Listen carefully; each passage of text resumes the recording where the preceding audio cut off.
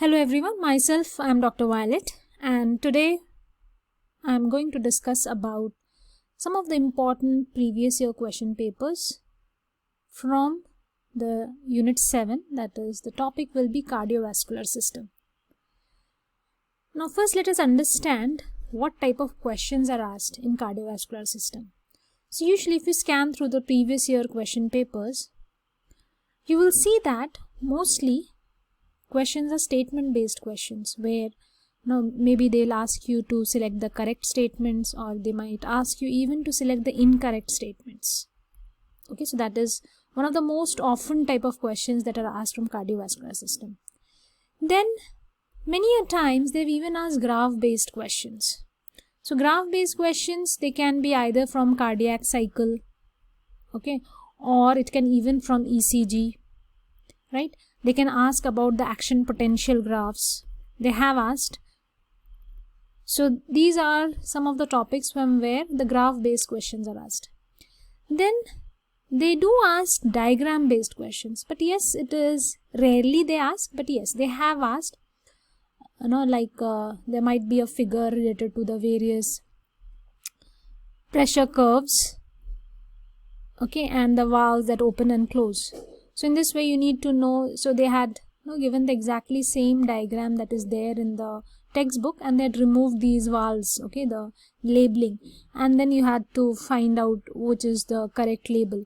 So in this way diagram based questions can also be asked. So whenever you are preparing for cardiovascular system, just scan through and go through all the graphs, the diagrams that are present in the standard reference books. So that will in a way help you to solve the questions that are asked. So let's see the first type of question. So it is a graph based question, and here it is a CSIR question. The question says action potentials were recorded intracellularly from different parts of mammalian heart, and these are shown below. So there are 4 different graphs. Which one of these has been recorded from sinoatrial node, that is the SA node? Okay.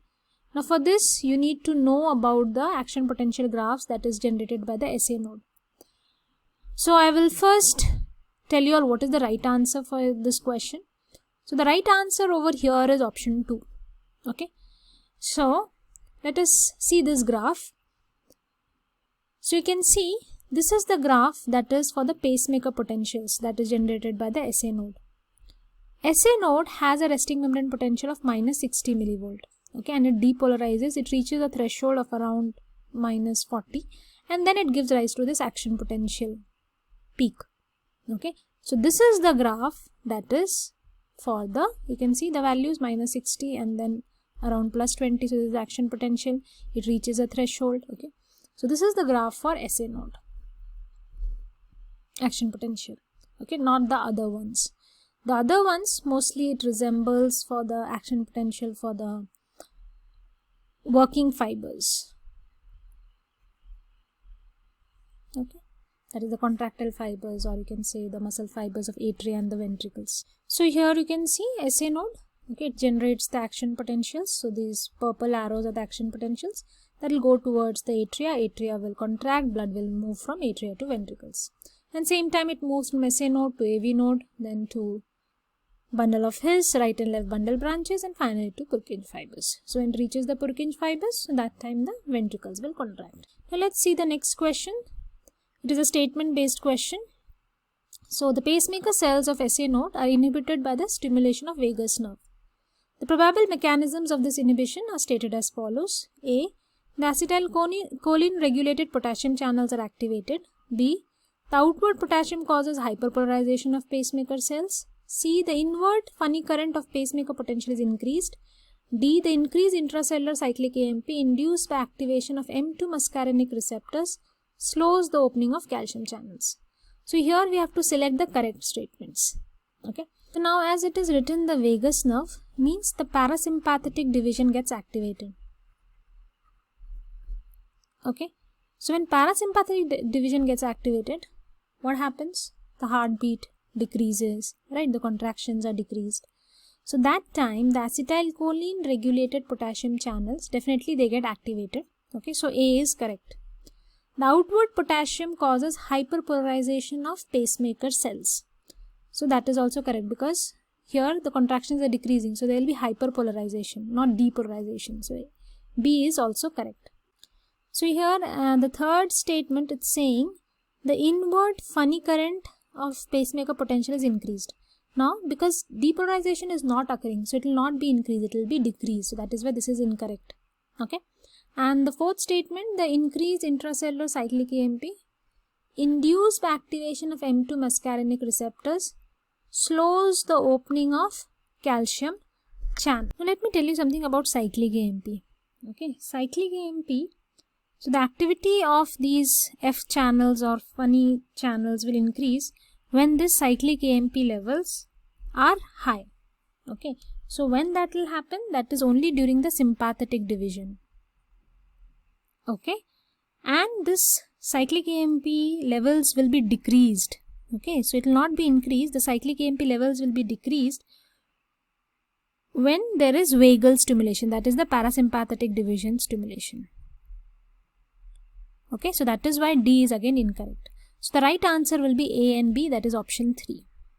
Okay, so same thing is mentioned over here, and you should remember this graph. Okay, because here you can see the 3 different conditions.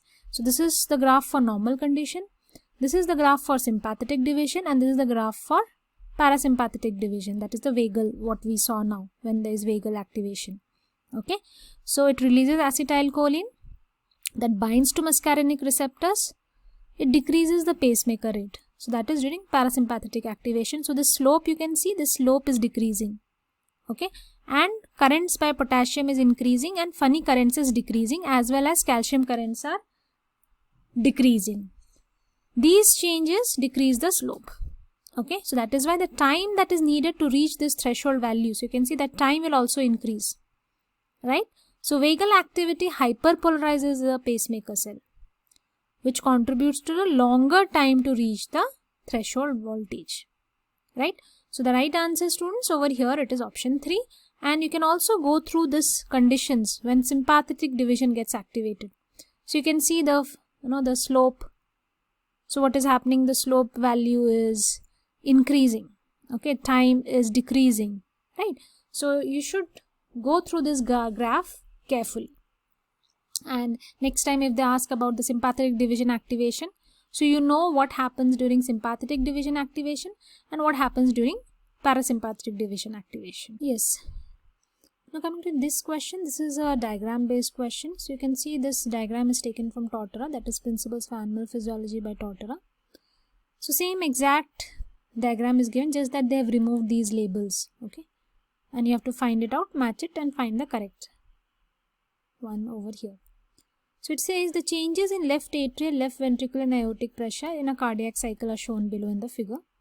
Given below are the events of cardiac cycle, column A, associated with marked points A, B, C, D in the figure, that is column B. Choose the option that matches the events with marked points. So here, these are so this is the tricuspid valve. Okay, if you consider these are the atria, okay, and these are the ventricles. So this is left, this is right, this is the right atria, left ventricle. And in between, this is the bicuspid valve, okay, or you can also call it as mitral valve. And this is a tricuspid valve. At beginning of pulmonary artery, we have pulmonary semilunar valve, and in the beginning of aorta, we have aortic valves. Now, 3 curves you can see. So there is left atrial pressure curve, okay, this one, and left ventricular pressure, okay, and aortic pressure. So this curve is for aortic pressure. In aortic pressure, there is a dicrotic wave that gets generated, right? So that occurs when this valve, that is the aortic valve, it closes. So aortic valve closes, we can match with C. Okay, so in that way you can match this D with 4. So when you match this D with 4, so you can see this is the right option over here. D matches with 4. So here D matches with 4. Next, now if you see this aortic pressure curve, this is the point, okay, where, and if you see this left ventricular pressure. So in the left ventricular pressure, the pressure is increasing and it is above this aorta, right? So when that will happen? When this aortic valve will open, right? When aortic valve opens, because of pressure difference, the blood flows. Okay, so B will be that point where the aortic valve will open. Okay, so A, aortic valve opens, and B, you have to match A with 2. So again you can see this is the right match. Now A is that point where this mitral valves, okay, so these mitral valves will close over here. Okay, so when mitral valve closes, so pressure in the ventricles will increase. That will be much higher than the aorta. Okay, so that is what you can see, the pressures. Okay, so A is when the mitral valve will close, that is B will match with 3. You can see this one. And then D is that point where the mitral valve will open. So when this mitral valve opens, the pressure will increase, right? More blood will come. So as a result, you can see the pressure will increase. So C will match with D. Okay, that is C matches with 1. Clear? Now same figure, so the right answer will be this option.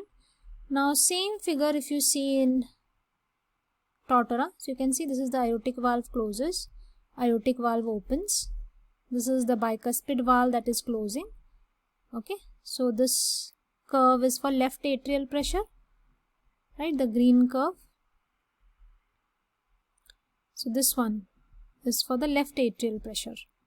This is aortic pressure, and this one is left ventricular pressure.